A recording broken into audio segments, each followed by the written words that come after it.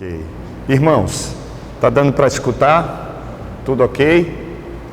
Joia, é muito bom. É um prazer enorme estar aqui na Igreja Presbiteriana do Bairro Imperial, aqui em São Cristóvão. É um prazer muito grande ter sido recebido durante esses dias por vocês, especialmente por Joel e Roberta, que, como o próprio Joel falou, são amigos de longas datas, né? Confesso que Roberta é mais, viu, Joel? Eu conheci Roberta antes. E conheci Roberta quando ainda trabalhávamos na secretaria, quando o secretário era o reverendo Jader. Depois eu me tornei secretário e nesses últimos 9 anos nós estamos caminhando juntos. Ela faz parte da equipe de preletores da secretaria que, como o Joel falou, tem o objetivo de, capacitar, treinar, motivar, instruir e trazer às igrejas locais um norte em relação à metodologia, à estratégia, a como nós podemos alcançar as crianças com o Evangelho da Salvação. E ontem nós fizemos isso aqui na igreja, quando realizamos, como o Joel falou, o Mãos e Coração aqui, e tivemos 140 pessoas, fora aqueles que estavam trabalhando, fora aqueles que durante todo o dia se dedicaram a servir essas 140 pessoas que estavam aqui. Então, nós estamos felizes por mais um trabalho realizado. Eu poderia dizer mais um evento, não é? Mas mais do que um evento, foi um trabalho de capacitação, um trabalho de treinamento, um trabalho de motivação, um trabalho de adequação, um trabalho onde nós visamos pais, professores, orientadores, pessoas que se importam com a prerrogativa e o privilégio de falar de Deus para as crianças. Então foi muito bom, fica aqui o registro de toda a nossa gratidão ao reverendo Joel, a Roberta, por terem acreditado nesse trabalho, ter aberto a porta, né? O Joel, quando eu falo como presidente do conselho, que essa palavra se estenda a todos os presbíteros aqui presentes, à junta diaconal, a toda a igreja que se animou e estavam felizes com o que aconteceu ontem aqui. E hoje Deus me deu o privilégio de assumir o púlpito da igreja. E assumo o púlpito da igreja com tremor e temor.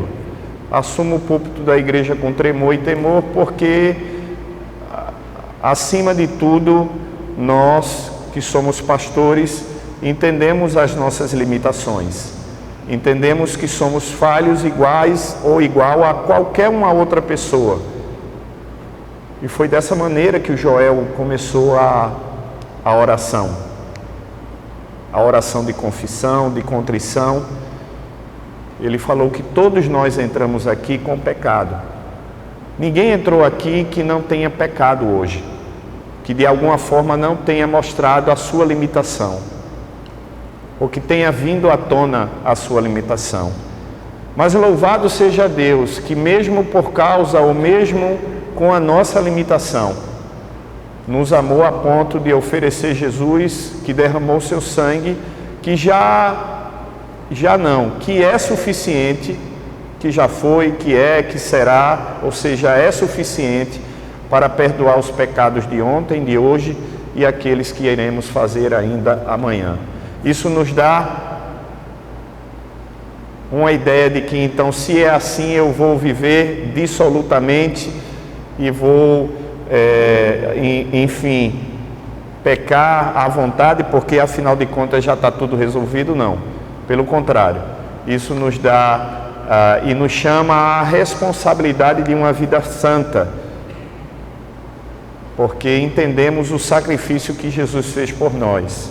Nós não tínhamos condições de fazê-lo, mas Cristo veio e fez. Então, a nossa resposta a isso é uma vida de santificação. Não é fácil, porque ainda lutamos contra o pecado, mas a palavra de Deus diz que não veio nenhuma tentação que não fosse humana, mas fiel é esse Deus que não nos deixará tentar acima das nossas forças e, além disso, nos dará um escape.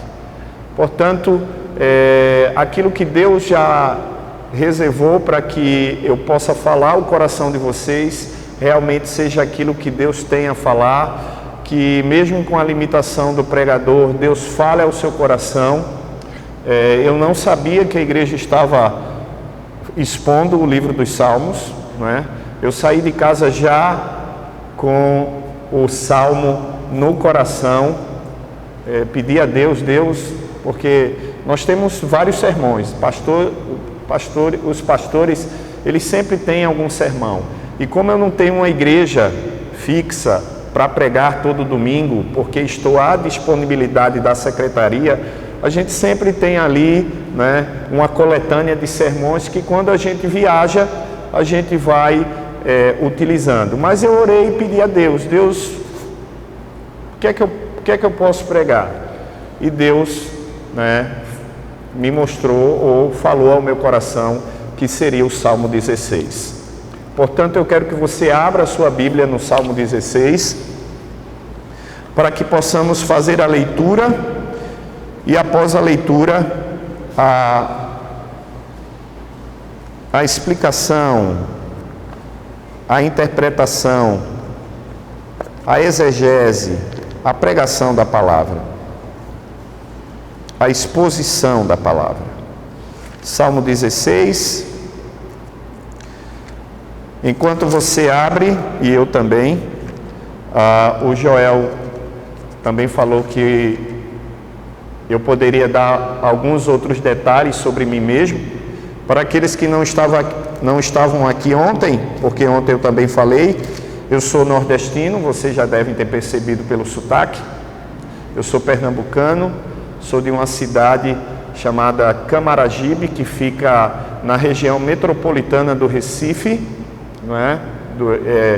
É considerada Grande Recife, mas é uma cidade, né? Fica no entorno ali do Recife, bem colada mesmo, colada com o Recife, e aí a gente chama de Grande Recife, mas na realidade é uma cidade emancipada, tem sua prefeitura, tem sua Câmara de Vereadores, enfim, tem toda a estrutura de uma cidade.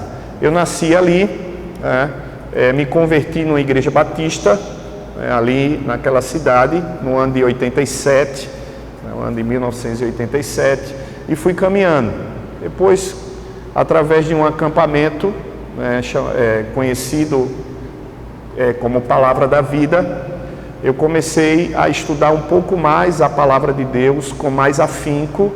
Foi quando eu conheci alguns amigos que eram da igreja presbiteriana e comecei a estudar a Bíblia com eles e comecei a me interessar por essa doutrina, né, mais calvinista, né, que eu estava numa igreja arminiana.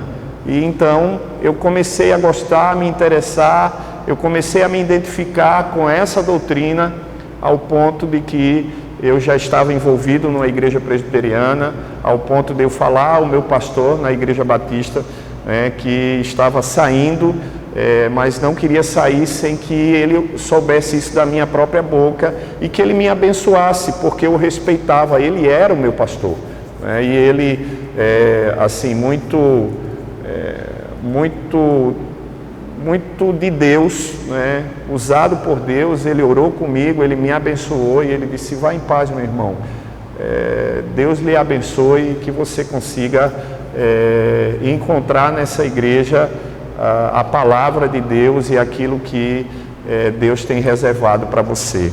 Então, dali em diante eu me interessei tanto que comecei a estudar, fiz Instituto Bíblico, 1 ano no Palavra da Vida, depois fiz mais 4 anos de seminário presbiteriano, ali em Recife, e no ano de 2000 eu me formei e há 18 anos eu sou pastor presbiteriano. Sou casado com a Flávia e tenho temos dois filhos, o Pedro, que tem 12, e o Davi, que tem 7, né? Então, um é pré-adolescente, o outro é criança, e nós estamos vivendo essas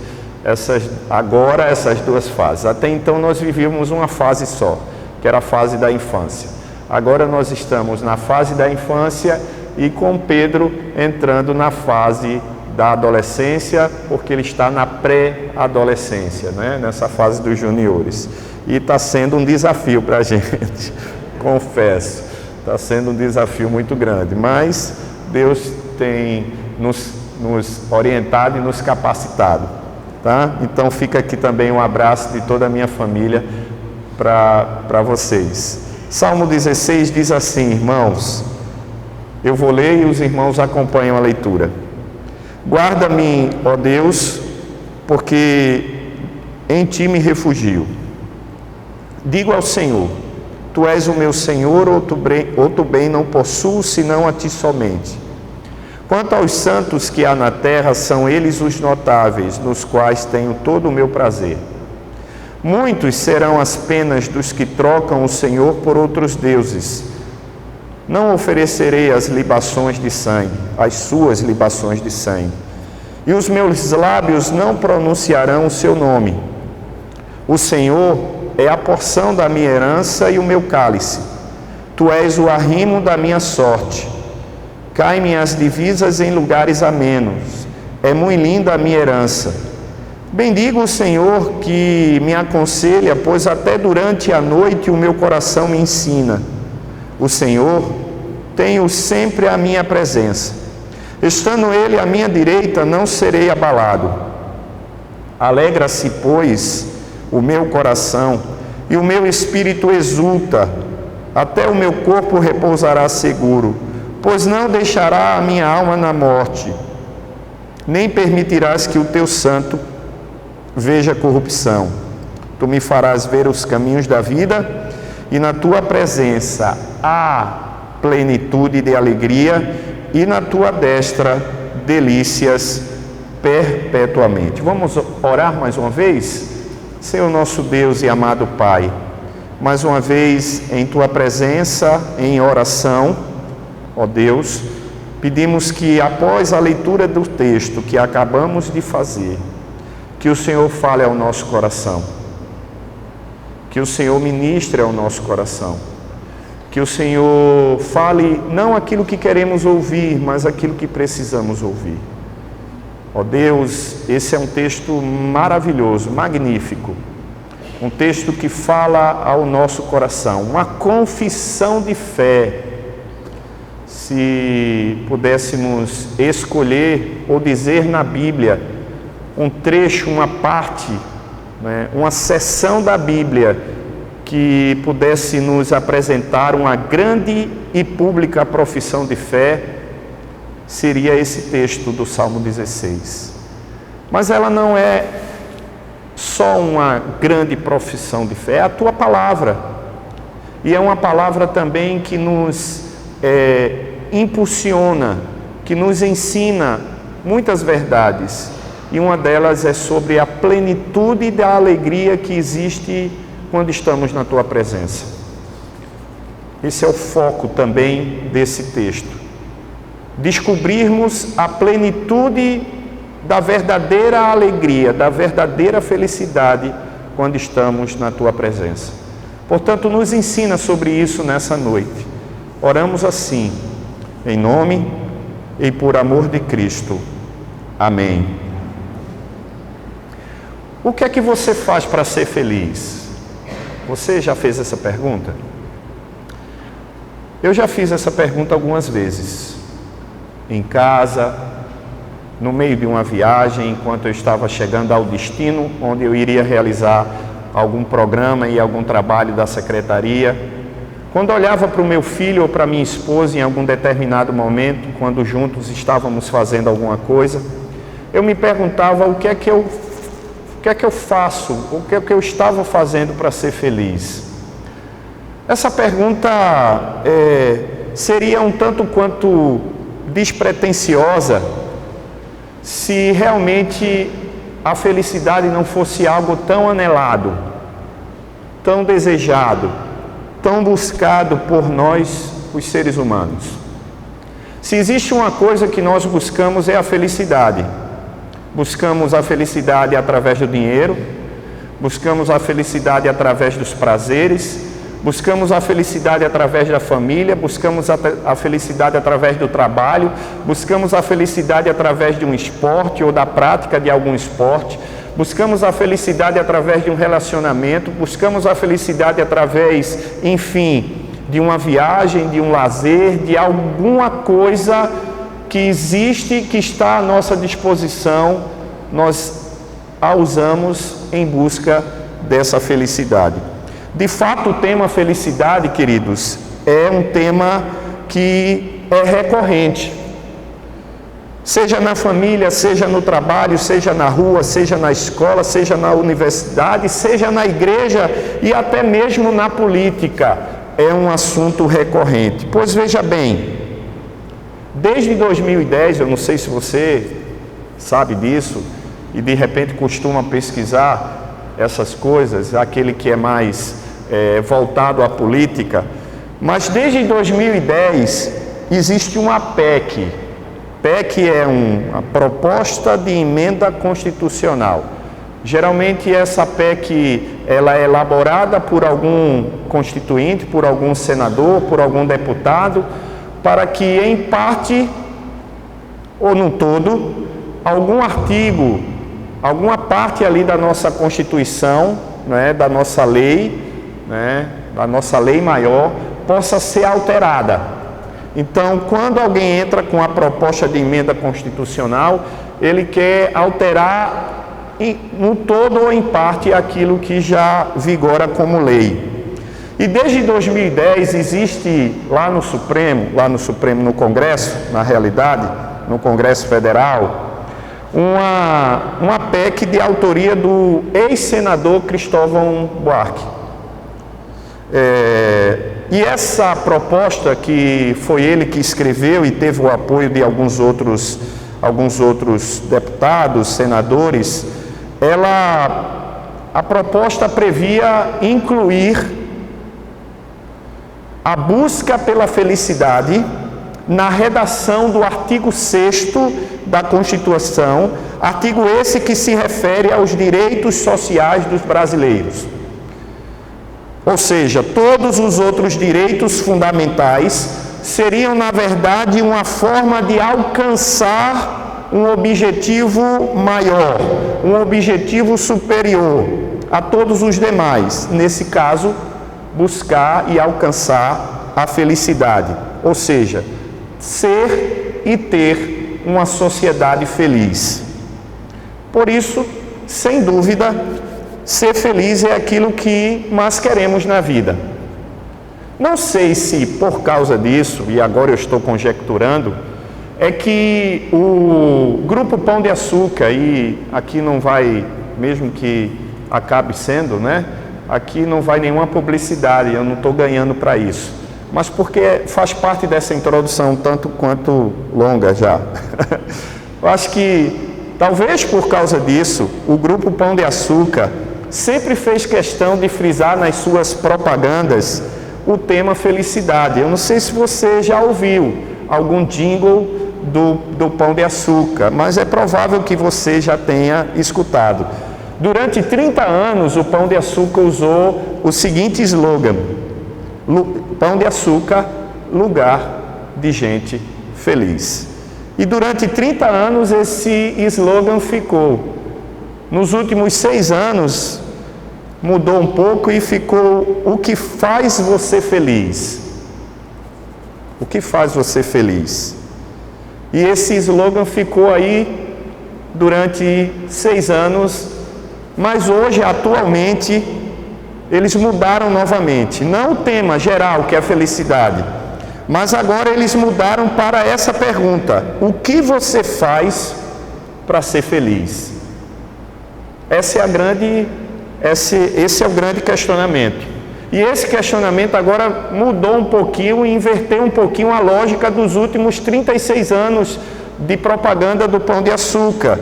Porque agora coloca o consumidor como o agente da sua própria felicidade. Porque quando questiona o que você faz para ser feliz, em outras palavras, ele está colocando o consumidor como o agente da sua própria felicidade. E talvez por isso, né, a Clarice Falcão conseguiu aí elaborar a canção, que é o jingle do Pão de Açúcar, dizendo mais ou menos assim: afinal, você feliz o que faz? E será que você faz o que te faz feliz? O que você faz para ser feliz? Aí depois dessa frase ou dessa pergunta vem a resposta: o que faz você feliz? Você que faz. Mas será? Será que somos nós, os seres humanos? Será que somos nós? Será que sou eu, você? Será que é o homem o responsável pela sua própria felicidade? O que é que a Bíblia, irmãos, fala sobre isso? O que é que a Bíblia fala sobre esse assunto? Quando se aborda esse tema, que é um tema recorrente, o que é que a palavra de Deus fala sobre felicidade, sobre contentamento, sobre satisfação, sobre alegria? Qual é o conceito de felicidade tão anelado pelo homem que a palavra de Deus nos revela? Sem pensar muito, provavelmente você estaria aí pensando, ou você está, lá no texto de Mateus. Você estaria ali pensando no Sermão do Monte, nas bem-aventuranças, porque você aprendeu desde criancinha, desde a classe lá na escola dominical, que bem-aventurado é o quê? Feliz, felicíssimo, não é? Agora pegando o gancho aí de um dos personagens dos detetives do Prédio Azul. Bom, eu assisto por causa dos meus filhos, né? E tinha um personagem lá que ele, quando concordava com alguma coisa, ele sempre terminava em císsimo, não é? Corretíssimo, felicíssimo, não é? E ele ia falando isso lá. Bom, enfim. E quando a gente olha para o termo, quando a gente vai, não é, para a tradução e a transliteração de bem-aventurado, é isso mesmo, é feliz, é muito satisfeito. Contudo, nessa noite, meus queridos, eu quero convidar você a, expondo o texto, anunciando o texto, lendo o texto, né? Podendo, assim, esmiuçar o texto, a entender o significado de felicidade através desse texto do Salmo 16. Mas é necessário que a gente entenda melhor, ou um pouquinho melhor o Salmo. Então vamos lá.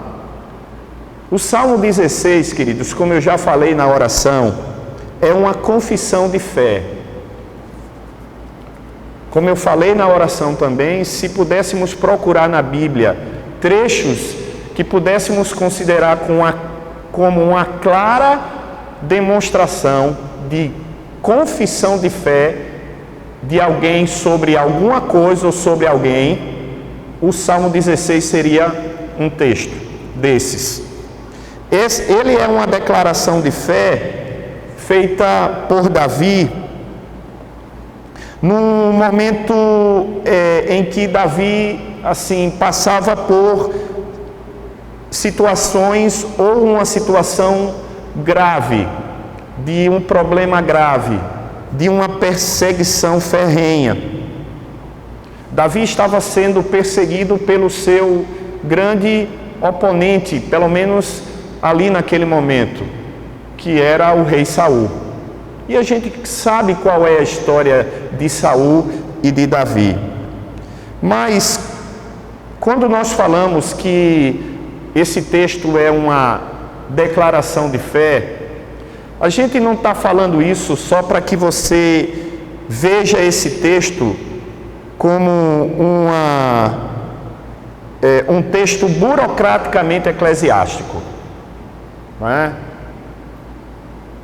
Ou também que você entenda, ou que você venha a minimizar demais, a simplificar demais o que o texto diz.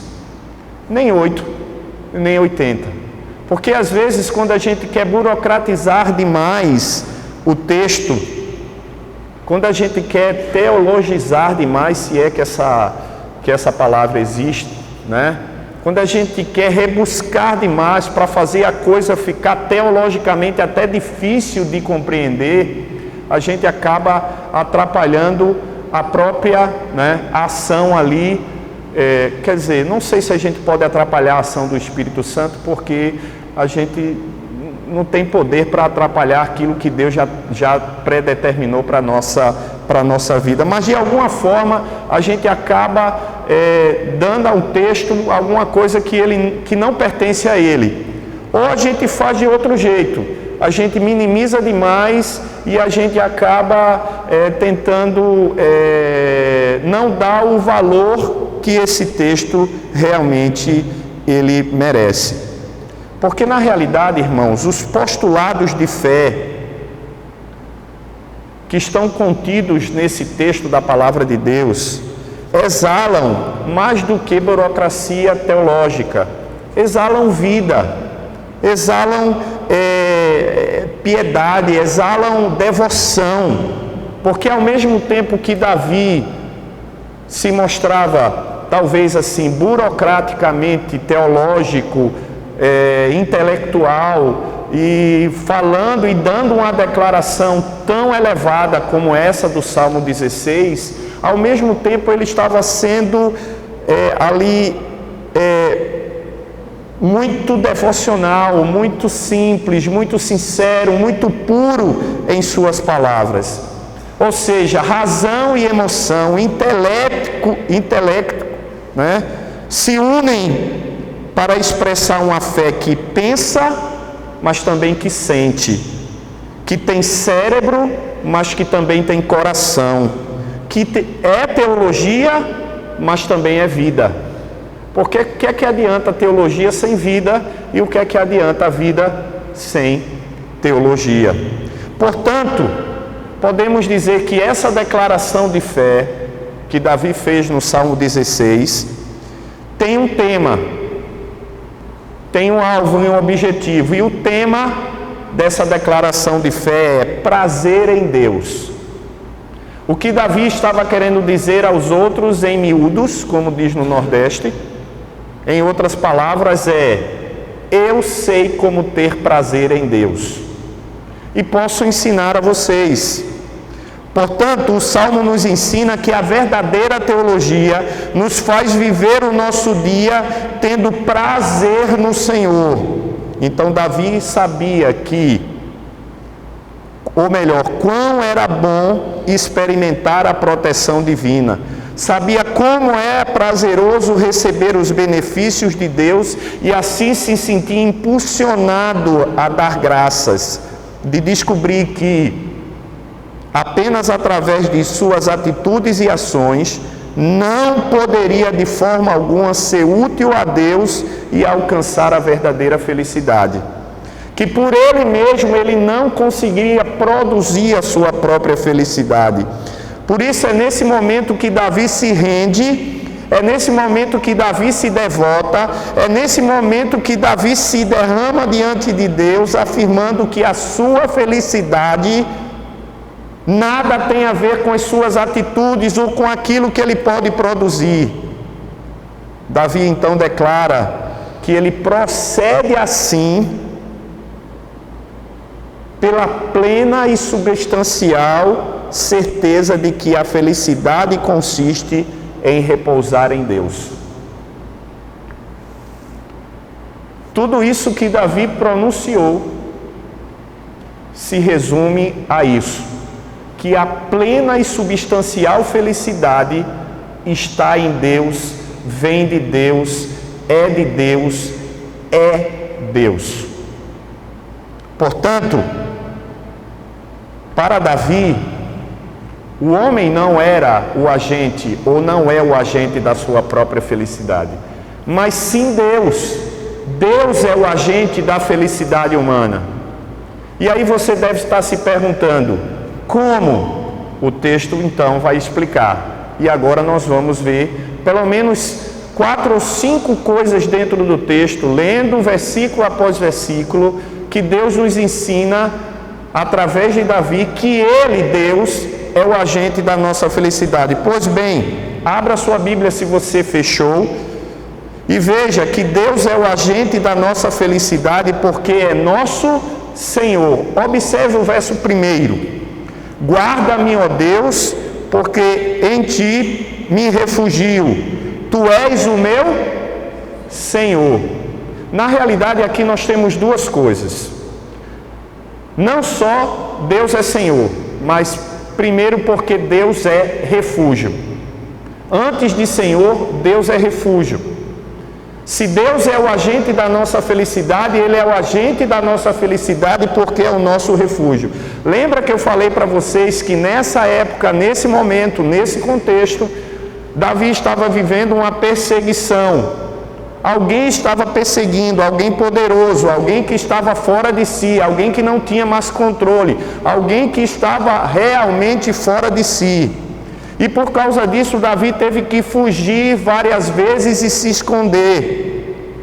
Ele se escondeu em cidades, ele se escondeu em cavernas, ele se escondeu em locais em que ele achava que ali lhe dava uma certa segurança e era um refúgio para que Saul, enlouquecido, não o encontrasse e não o matasse. Porque nós sabemos, irmãos, que o local onde nós nos instalamos, ele deve ser bem escolhido, porque ele deve oferecer a mim e a você condição de proteção e abrigo. Não é assim que a gente faz quando escolhe uma casa para morar? É claro que a gente escolhe uma casa porque ela é bonita. É claro que a gente escolhe uma casa porque ela nos dá conforto. É claro que a gente escolhe uma casa por N outros motivos, mas principalmente porque ali é o nosso abrigo, ali é o nosso lugar de proteção, ali eu vou estar protegido do que me cerca, dos perigos que me cercam. Mesmo numa sociedade como essa que nós estamos inseridos, que a violência entra dentro da nossa casa sem pedir permissão, não é? É uma bala perdida, é alguma coisa que acontece. Mas mesmo assim nós olhamos para a nossa casa como aquele lugar de proteção. Quando Davi experimentou pela sua própria força, pela sua própria decisão, ou seja, ele sendo o agente da sua própria vontade, se refugiar em Gate, se deu mal. Gate é uma cidade. Ele decidiu ir para lá, mas ele contrariou alguma vontade de Deus e ele se deu mal. Mas quando Davi entendeu que não era cidade, não era caverna, mas era Deus o seu refúgio, experimentou de fato a proteção e a ação de Deus. Era como se Davi estivesse dizendo assim, a partir daquele momento: confio em Deus e não em mim mesmo, ou nos meus recursos, ou nos recursos que eu tenho. Então podemos olhar para podemos olhar então para a nossa conta bancária, podemos olhar para ela, ver que ela está no azul, ver que ela está ali abarrotada de dinheiro e dizer, estou bem na fita. Ou fazer uma retrospectiva da sua vida e concluir, fiz muito, fui abençoado, portanto, conquistei minha felicidade, sou protegido, tenho meu refúgio, meu dinheiro, tudo que eu construí me dá essa segurança. Nada disso vale, irmãos. Nada disso vale quando a gente não tem Deus no coração. Não é assim que a palavra de Deus diz? O que é que me vale conquistar o mundo inteiro e perder a minha alma? Quando qualquer pensamento, prestem bem atenção, irmãos, quando qualquer pensamento em que o eu estiver presente nas afirmações, nos planos, nos sonhos. Quando eu estiver presente nessas situações todas, não faremos de Deus o nosso refúgio. Só quando baixamos a guarda, só quando deixamos de ser autossuficientes, é que poderemos dizer como Davi disse: Tu és o meu refúgio, e experimentar a plena e substancial felicidade. Portanto, a primeira lição do texto acerca de Deus sendo o agente da nossa felicidade é porque Ele é o nosso refúgio. E agora sim, irmãos, Ele também é agente da nossa felicidade porque Ele é o nosso Senhor. Veja o verso 2: Digo ao Senhor, Tu és o meu Senhor, outro bem não possuo senão a Ti somente. Outro bem não possuo senão a Ti somente. Tu és o meu Senhor. Aqui está uma declaração de fé absoluta, verdadeira, porque de fato, irmãos, Deus é Senhor. Isso é mais do que um mero assentimento intelectual à verdade de que Deus existe e é soberano, porque de fato Ele existe e de fato Ele é soberano. É Ele que governa a nossa vida. Deus é Senhor da nossa vida, como foi Senhor da vida de Davi. E Davi conseguiu então entender e se deleitar em estar debaixo do senhorio de Deus. Portanto, a partir de um determinado momento, Davi começou a perceber que o Senhor era o centro de todas as suas afeições, o centro de toda a sua felicidade. Por isso não era difícil perceber que a submissão de Davi era mais do que uma mera declaração teológica de que o Senhor, que Deus é Senhor, ou era mais do que um sentimento de custo-benefício. Eu digo que Ele é Senhor para eu ganhar alguma coisa em troca, como existe muito em nossos dias hoje, baseado numa teologia que chamamos de teologia da prosperidade. Quanto me custa dizer que Ele é meu Senhor, quanto eu ganho com isso? É o custo-benefício. Eu vou, eu digo, eu anuncio que eu sou do Senhor, mas o que é que eu ganho com isso? Afinal de contas, eu mereço. E aí nós entramos numa teologia equivocada, numa teologia que está muito longe de ser aquela revelada pela palavra de Deus. No relacionamento, irmãos, que Davi tinha com Deus, havia entendimento, havia razão, intelecto, mas também havia paixão, havia sentimento, havia coração, porque os elementos da afeição que Davi tinha por Deus estava presente nas declarações de fé de Davi. Por isso nós somos levados a entender, quando Davi chama Deus de Senhor, é que ele chama Deus de governador da sua vida, de imperador da sua vida, daquele que manda, daquele que dá a ordem, daquele que verdadeiramente é o Senhor, daquele que conduz. E quando eu tento tirar Deus desse patamar, eu me dou mal. Foi o que ele experimentou em Gate. Quando Davi quis resolver da sua própria maneira, tirando Deus do senhorio da vida dele, ele se deu mal, assim como se deu mal tantos outros personagens da Bíblia, assim como se dá mal eu e você quando nós queremos tirar o Senhor do centro, do lugar absoluto que Ele deve exercer e ser na nossa vida, porque Ele é Senhor. Ele é o agente da nossa felicidade porque Ele governa a nossa vida.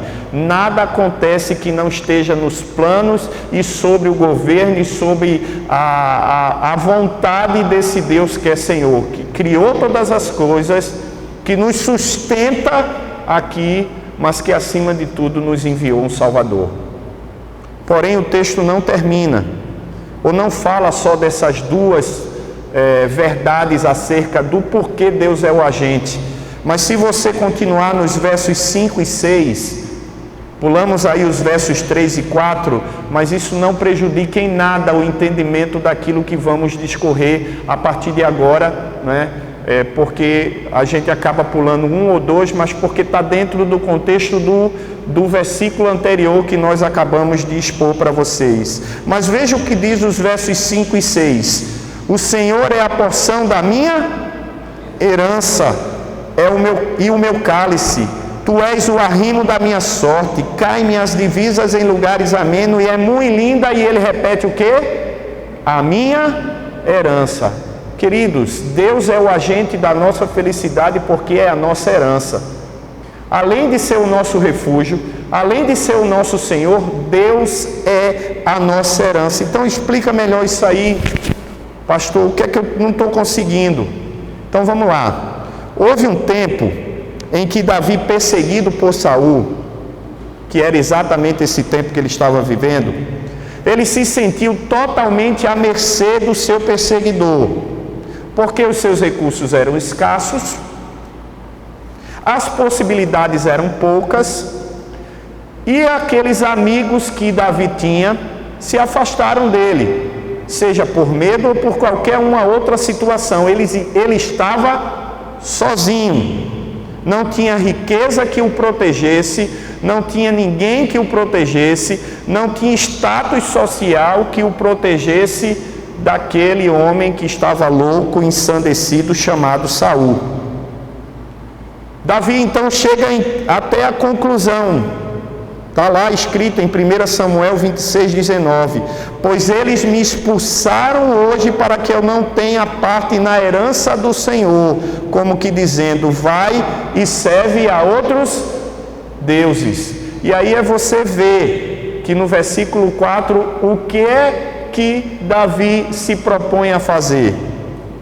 Não oferecerei as libações de sangue, e os meus lábios não pronunciarão o nome de quê? Desses outros deuses. Porque era como se Saul estivesse dizendo assim, agora eu quero ver, você está sozinho, eu vou lhe matar, eu vou lhe perseguir até a morte, quero ver com quem você vai contar. Como se dissesse assim, vai, adora outros deuses, busque em outro lugar. Mas Davi resolve firmemente não oferecer libações de sangue para outros deuses, não adorar outros deuses, porque ele sabia que a sua herança era muito linda.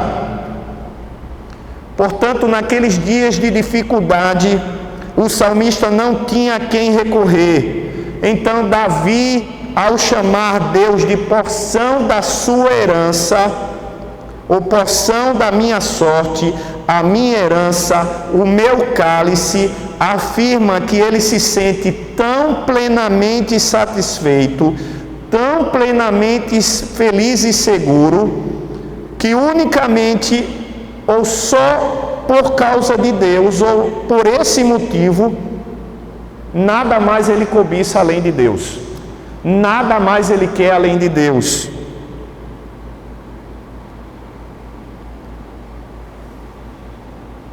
Quando fazemos de Deus, irmãos, o nosso bem-estar, quando fazemos de Deus a alegria da nossa vida, independente das circunstâncias que nos cercam, Deus se apresenta como aquele que nos oferece algo que talvez a gente não consiga vislumbrar, e materialmente, ou com esse olho, ou com esses olhos que Deus nos deu, como será esse futuro na sua presença em glória eternamente, porque é isso que Ele nos promete.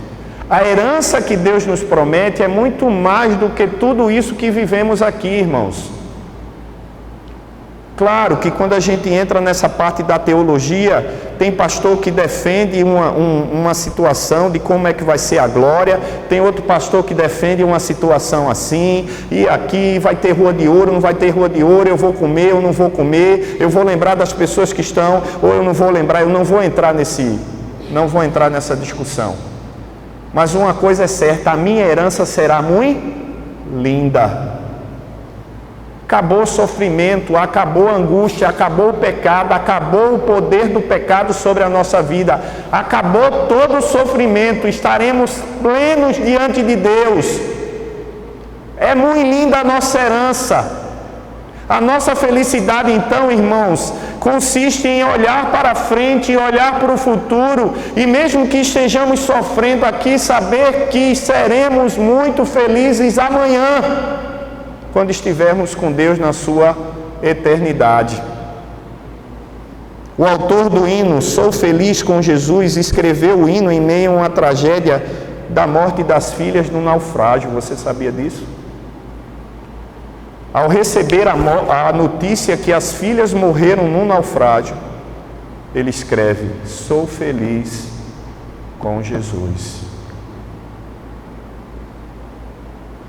Só escreve uma letra dessa, irmãos, quem tem a certeza de que a herança que lhe espera é muito mais preciosa do que a alegria que esse mundo passageiro pode nos dar. Porque consiste na pessoa bendita de Jesus, que morreu numa cruz, que nos salvou para que eternamente pudéssemos estar com Ele. Portanto, Deus é o agente da nossa felicidade, porque é refúgio, porque é Senhor, porque é herança, mas também Deus é agente da nossa felicidade, acompanhando o texto nos versos 7 e 8, que diz assim: bendigo o Senhor que me aconselha, pois até durante a noite o meu coração me ensina. O Senhor tenho sempre a minha presença, estando Ele à minha direita, não serei abalado. Deus é o agente da nossa felicidade, porque é nosso conselheiro, porque Ele nos aconselha. Deus é capaz de nos ensinar em qualquer situação, irmãos. Não existe situação na nossa vida que não seja ensinável. Não existe situação na nossa vida em que Deus não esteja nos ensinando algo.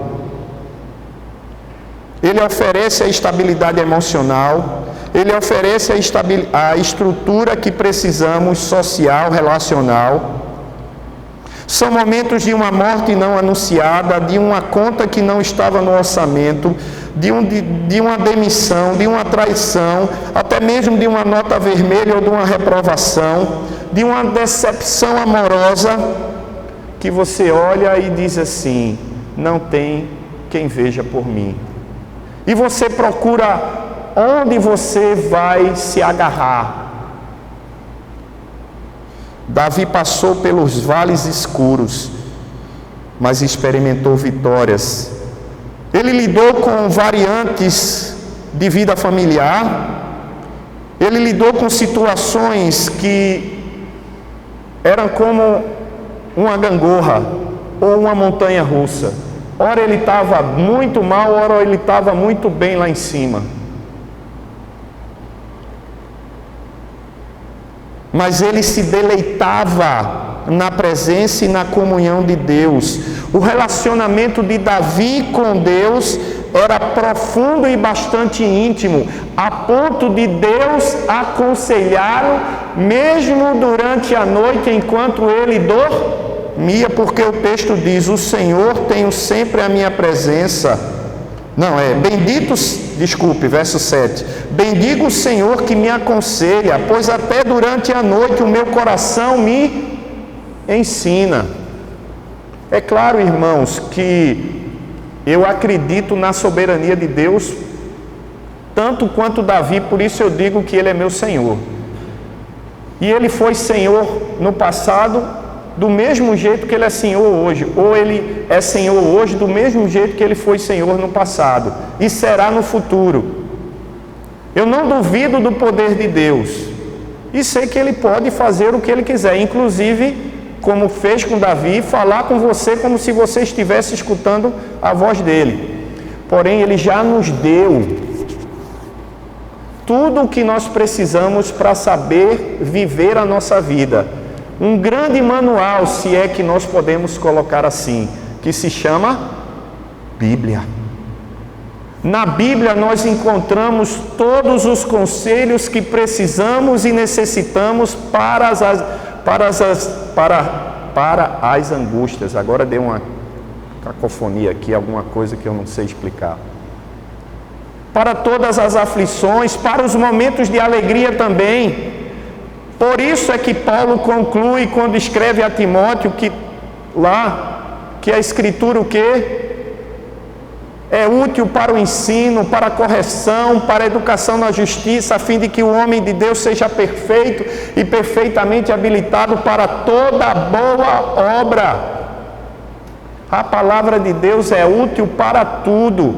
É nela que nós nos sentimos aconselhados, irmãos. É claro, eu não estou dizendo aqui que você não pode, não deve procurar uma ajuda por um momento de emoção ou um momento de desequilíbrio emocional de um profissional da área. Porém, nós crentes, nós cristãos, nós que confessamos Jesus como Salvador, temos, irmãos, algo de maior valia do que qualquer conselho que qualquer homem, por mais capacitado que seja na função e na sua profissão, possa dar, que é a palavra de Deus. Ela nos aconselha e nos ensina sobre tudo. Portanto, irmãos, quer ser feliz? Leia a Bíblia. Porque se Deus é refúgio, se Deus é Senhor, se Deus é herança, Deus é conselheiro e Ele aconselha.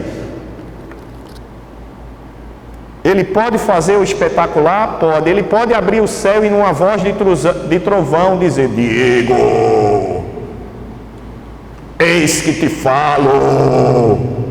Pode, porque Ele pode tudo. Mas Ele já nos deu o ordinário, irmãos. E o ordinário e extraordinário, e eu posso dizer isso também, é a palavra de Deus. E aí a gente fica procurando as profetadas de gente por aí que se diz apóstolo, profeta, aquele que, quando na realidade Deus já revelou tudo em sua palavra, está aqui conosco. Por isso que nós, pastores reformados, que entendemos a boa doutrina, pregamos em cima da palavra. O que passar disso, esqueça. Se eu estiver aqui usando outra coisa, jogue fora, irmão. Se não for em cima da palavra, não vale. Se for em cima do nome de algum teólogo, esqueça, porque ele é falho.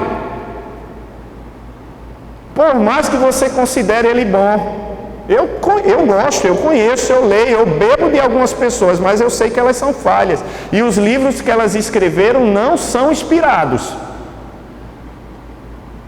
Por isso, junto deles sempre tem a Bíblia, porque ela é a minha primeira regra de fé e prática. Os outros livros me ajudam a sistematizar, a entender melhor, mas não é verdade absoluta.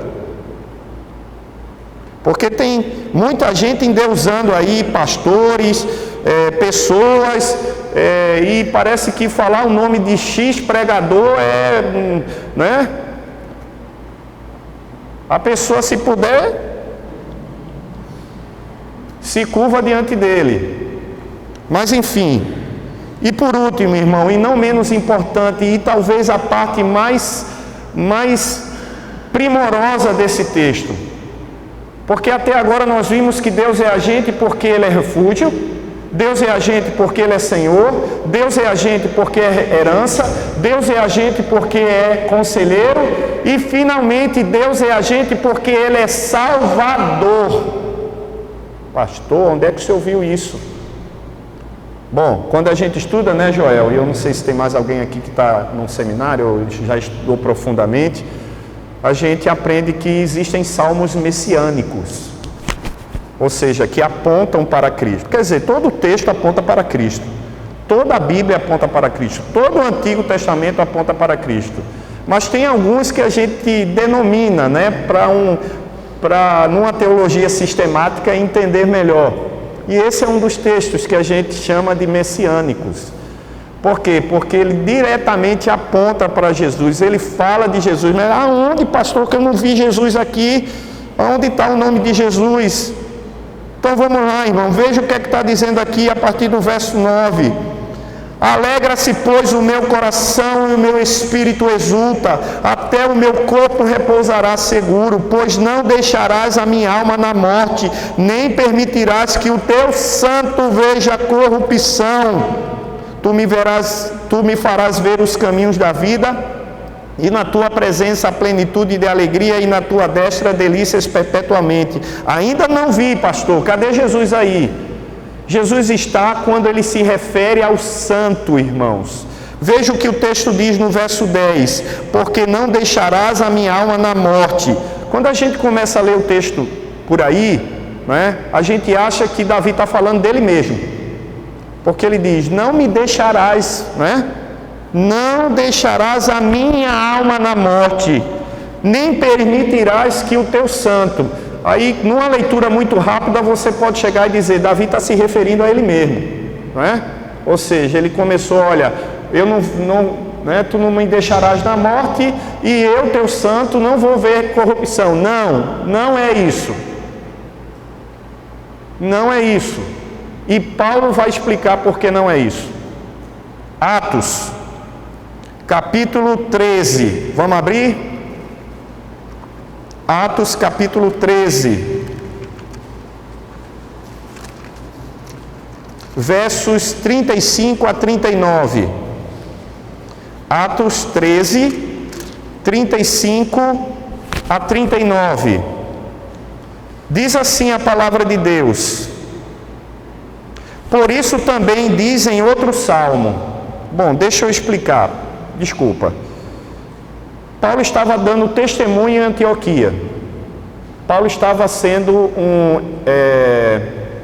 um apologeta. Ele estava defendendo a sua fé. Ele estava defendendo os seus credos, os seus postulados de fé. E ele estava ali no meio daquela defesa toda para poder mostrar de fato quem era Cristo. Ele estava ali, no meio de uma multidão, no meio de um pessoal falando sobre Cristo. Aí, no meio da sua fala sobre Cristo, ele cita exatamente o Salmo 16 e explica o Salmo 16. Veja o que ele diz: por isso também diz em outro salmo: não permitirás que o teu santo veja. Não é igualzinho, irmãos? É igualzinho, porque ele está falando do Salmo 16. Aí ele começa a explicar a partir do verso 36. Porque, na verdade, tendo Davi servido à sua própria geração, conforme o desígnio de Deus, adormeceu, foi para junto dos seus pais e viu corrupção. Morreu. Porém, aquele a quem Deus ressuscitou, ou seja, Cristo, não viu corrupção. Tomai, pois, irmãos, conhecimento de que se vos anuncia a remissão de pecado por intermédio deste. Então Paulo está dizendo: esse é Cristo, esse santo a quem Davi mencionou, é o Cristo que não viu corrupção, não pecou, e a morte não foi suficiente para prendê-lo. Ao terceiro dia ele venceu a morte, irmãos. Irmãos, por causa do pecado de Adão e Eva, toda a raça humana caiu. Somos pecadores. O próprio apóstolo Paulo diz e chegou à conclusão que o bem que ele quer fazer, ele não faz, mas o bem que ele quer, o bem que ele quer ele não faz, mas o mal que ele não quer, ele faz. Por quê? Por causa da nossa natureza pecaminosa. A partir daquele momento que Adão e Eva pecaram e desobedeceram a Deus, eles caíram do estado em que foram criados. Eles agora são criaturas caídas. E toda a raça humana nasce como criatura caída, pecador miserável. E por mais que o homem tente se salvar, não consegue.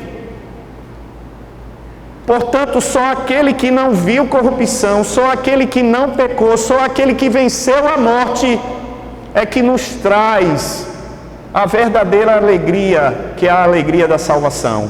Portanto, irmãos, se Deus é o agente da nossa felicidade porque é refúgio, se Deus é o agente da nossa felicidade porque é Senhor, se Deus é o agente da nossa felicidade porque é herança, se Deus é o agente da nossa felicidade porque nos aconselha, Deus é o agente da nossa felicidade porque nos salva.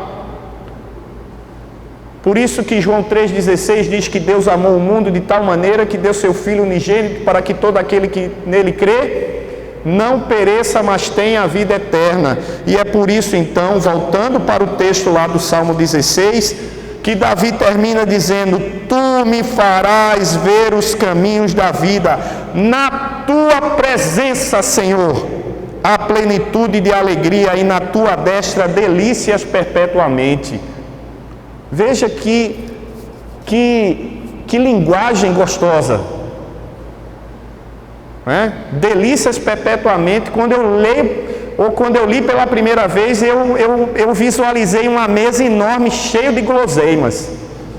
Delícias perpetuamente, bolo de rolo, tapioca, eu fui vendo chocolate, sorvete, açaí, meu Deus, açaí, com leite condensado, granola, farinha láctea, leite em pó, amendoim, castanha, uma bomba. Delícias. A gente não consegue visualizar, irmãos, a plenitude da alegria que há em Deus através de Cristo. Mas ela existe. E ela é tão grande que Ele nos amou a ponto de oferecer o seu Filho para morrer por nós. Portanto, irmãos, não é o dinheiro que vai lhe deixar feliz. Não é a sua namorada ou a sua esposa, por mais que ela seja bonita, ou o seu namorado, por mais que ele seja bonito. Não vai ser o status social que você tem na sua cidade, não vai ser nada nesse mundo que vai lhe dar a plena e substancial alegria. Essas coisas podem até lhe dar uma satisfação temporária, mas a verdadeira alegria só Deus pode dar. Por isso eu discordo de Clarice Falcão. Por isso eu discordo do jingle do Pão de Açúcar. Por isso, não sou eu que faço a minha própria felicidade. Quando alguém pergunta o que você faz para ser feliz é você que faz. Não, não sou eu, é Deus. Ele já fez. Irmãos, Deus já fez. Ele já fez a obra completa, como refúgio, como Senhor, como herança, como conselheiro, mas acima de tudo como Salvador. Portanto, eu espero que você saia dessa noite aqui na certeza de que a sua alegria, a sua satisfação, a sua felicidade não depende de A, de B, nem de você. Combinou, né? Mas de Deus. De Deus. Amém? Baixe sua cabeça. Feche seus olhos. Senhor, muito obrigado pela Tua palavra que foi lida, exposta. E a minha oração, ó Deus, é que verdadeiramente o Senhor tenha falado ao nosso coração. Eu louvo ao Senhor todas as vezes que eu leio esse texto. E como pastor, todas as vezes que abro a Bíblia para expor esse texto. Porque toda vez que eu exponho esse texto, o Senhor fala mais um pouco ao meu coração. Porque eu sei que muitas vezes eu procuro a minha própria felicidade. Por isso, Senhor, eu quero descansar no Senhor. Porque a minha felicidade não tem nada a ver com a minha conta bancária. Porque a minha felicidade não tem nada a ver com os prazeres que o mundo pode me dar. Com o trabalho que eu tenho. Com os amigos que eu tenho, com os bens materiais que eu tenho, com a viagem que eu fiz ou ainda vou fazer. Não. A minha felicidade consiste unicamente em estar na Tua presença, porque nela eu desfruto do Teu refúgio, do Teu senhorio, da Tua herança, dos Teus conselhos e, acima de tudo, da Tua salvação. Assim eu oro. Em nome de Jesus. Amém. Deus abençoe, irmãos. Reverendo Joel.